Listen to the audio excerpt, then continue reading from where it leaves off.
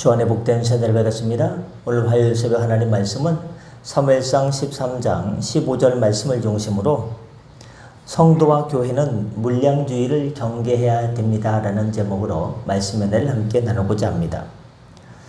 15절을 보면 사울이 자기와 함께한 자들을 계수해 보니 600명가량 되었다라고 했습니다.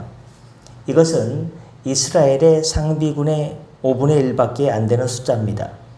이스라엘의 평상시에 군대로 주둔해 있는 인구는 보통 3,000명이었습니다. 3,000명을 제외한 나머지 군인들은요, 전쟁이 났다, 다른 나라가 쳐들어왔다 라는 소문이 들면 밭에서 일하다가 논에서 농사 짓다가 쉽게 얘기하면 그때 갑자기 농사 짓던 것을 멈추고 군대로 소집해서 모인 예비군들이 군인이었습니다. 그런데 평상시에 군대에서 군대를 주업으로 있으면서 있던 군인은 3,000명이었는데 오늘 보니까요, 사울이 자기와 함께한 군인들 상비군의 숫자를 세어보니까 평상시 3,000명이 아니라 그것의 5분의 1밖에 되지 않는 600명가량밖에 남지 않았다는 것입니다. 과거 사울이 암몬 족속과 싸울 때 모인 이스라엘의 군사의 수는 무려 33만 명이나 되었습니다. 우리 구리시 인구를 18만 명이라고 봤을 때 구리시 인구의 2배가 암몬 족속과 싸우기 위해서 모였고 그런 것에 비하면요, 지금은 몇 명 안 모인 것이죠. 이 숫자를 볼 때 이번에 사울이 소집하여 모인 수도 그에 못지 않았을 것입니다. 33만 명은 되지 않았더라도 그에 버금가는 많은 인원이 모였을 것입니다. 그런데 최종적으로 집으로 가면서 최종적으로 남은 군사의 수가 겨우 600명에 불과했다는 것입니다. 사울은 이러한 결과를 방지하기 위해서 하나님의 법도까지 어겨가며 스스로 제사를 드리기도 했습니다. 고대 전쟁에서 있어서 좋은 무기도 중요하지만 군사의 수는 전쟁의 승패를 좌우하는 가장 중요한 요소 중에 하나였습니다. 때문에 사울은 군사들의 이탈을 막기 위해서 수단과 방법을 가리지 않은 것입니다.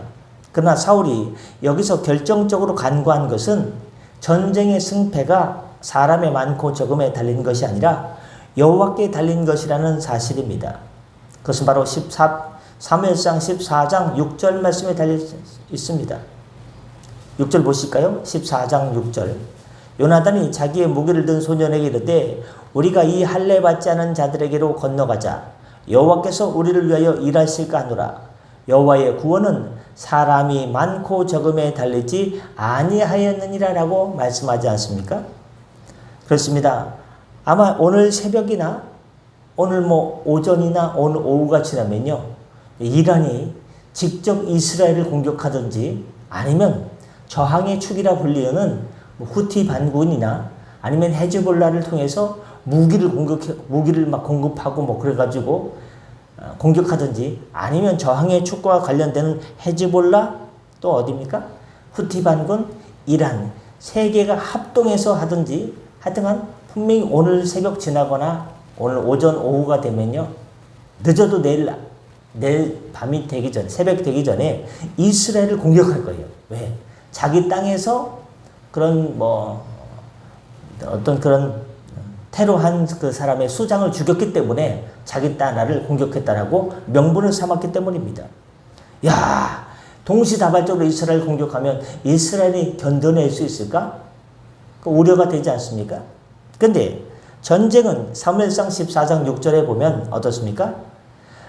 전쟁의 승패가 사람이 많고 적음에 달린 것이 아니라 여호와께 달려있다는 사실을 알면 주님께서 어떻습니까? 그 전쟁, 어떤 전쟁이든지 하나님을 의지하는 편에 주님께서 서 주실 줄 믿습니다. 사실 인간적으로 보면 전쟁의 승패는 사람의 많고 적음이나 무기의 좋고 나쁨에 달린 것처럼 보입니다. 또 실제로 그러한 요소에 의해서 승패가 결정되는 것이 아주 보편적인 사례 중에 하나입니다. 우리가 아는 대로 골프전 있지 않습니까? 골프전 기억나지 않습니까? 골프전에서 최첨단 무기로 무장한 미군과 다국적군이 이라크를 아주 순식간에 밤하늘에 불꽃놀이 하듯이 그냥 그렇게 비유하는데 그건 저는 맞지 않다고 보는데요. 전쟁은 참 참혹한 것이기 때문에 이렇게 순식간에 초토화시키고 승리했던 것을 우리는 뉴스를 통해서 기억하고 있습니다. 그러나 전쟁의 승패가 사람의 수나 무기로만 결정되는 것이 아니라는 것입니다. 전쟁사를 보면 적은 수의 군대와 열악한 무기로 승리한 경우가 얼마든지 있습니다. 하나님께서 역사하기만 하면 전쟁의 승패는 군사의 수나 무기와 관계없이 달라질 수 있다라는 것입니다. 히스기야 왕 당시에 아수르의 사네립은 큰 대군을 이끌고 남유다를 침공해서 예루살렘 주위를 빼곡히 에워싸며 포위했습니다. 이제 남유다의 운명은 다한 것처럼, 이제 끝난 것처럼 보였습니다. 그때 남유다 왕 히스기야는 하나님께 나아가 벽을 보고 간절히 기도했습니다.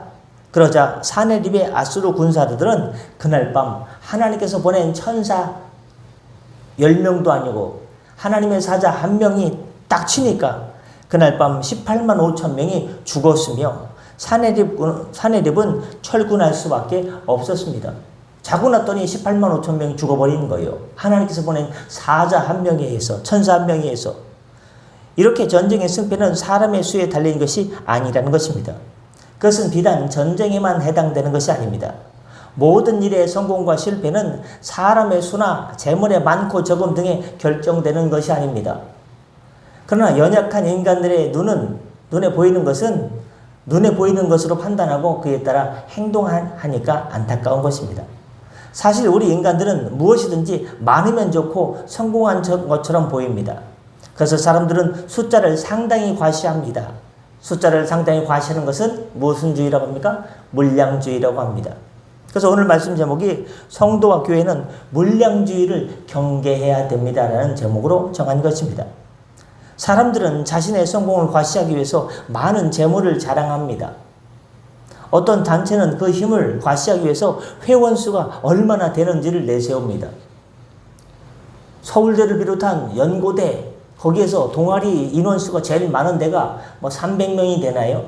그래서 어제 뉴스에 보니까 우리 동아리 인원수는 300명이 모인다. 100명이 모인다.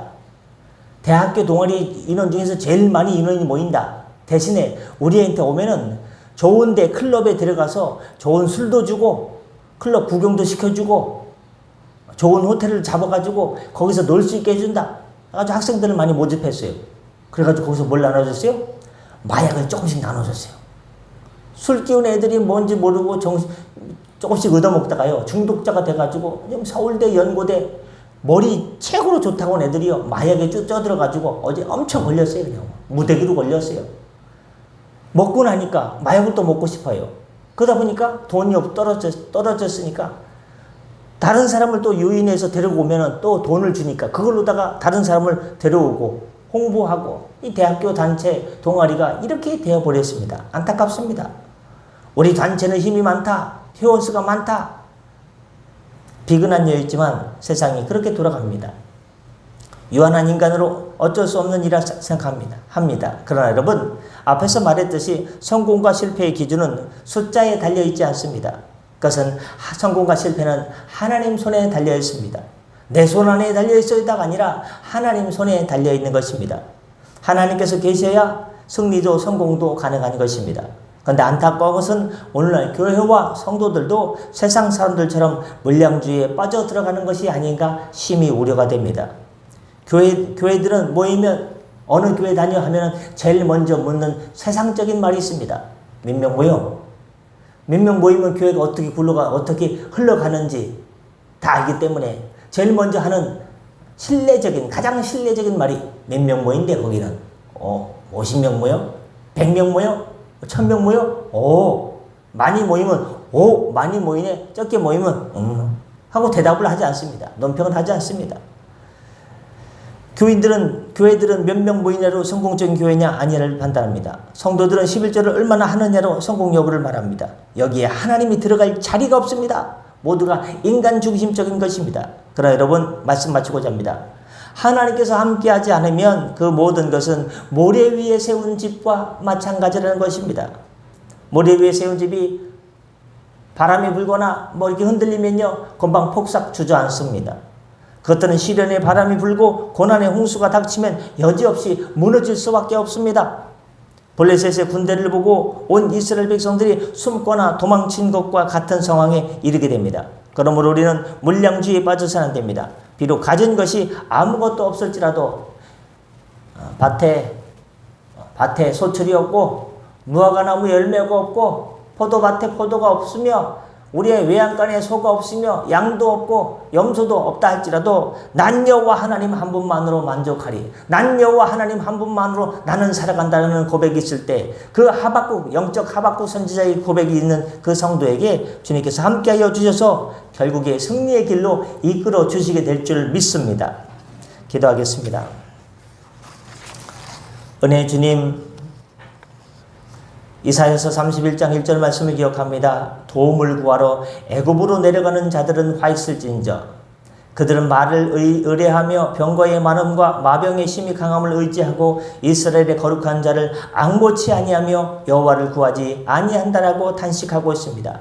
우리가 도움을 구하러 세상 애굽으로 내려가는 자들과 같이 되어서 하나님으로부터 진노와 화를 당하지 않도록 하나님 힘들고 어려울 때 도움을 구하러 세상 애굽이 아니라 만군의 여호와 하나님을 찾게 하시고 시온을 바라보게 도와주시고 새 예루살렘을 바라보고 믿음으로 하나님 아버지 주님만 바라보고 달려갈 때 주님께서 우리 인생 책임져 주시고 여호와 이레로 인도하여 주시고 모든 것이 합력하여 선을 이룬 역사로 인도하여 주시옵소서. 하나님, 날씨가 변화무쌍합니다. 하나님, 시원한 바람이 불기도 하고 또 수택도에서 걸어오면 하나님 아버지 또한 또 이렇게 갑자기 몸에 덥기도 하고 하나님 아버지 이렇게 변덕스러운 날씨 가운데 우리의 건강을 붙들어 주시고 특별히 변치 않는 하나님 말씀으로 하나님 우리의 신앙을 든든하게 모래 위에 지은 집이 아니라 말씀에 든든히 지은 집으로 하나님 아버지 승리하는 삶을 살게 하여 주시옵소서. 오늘도 건강 주시고 일터에 복을 주시고 생활에 복을 주시고 신령한 하늘의 복을 허락하여 주옵소서.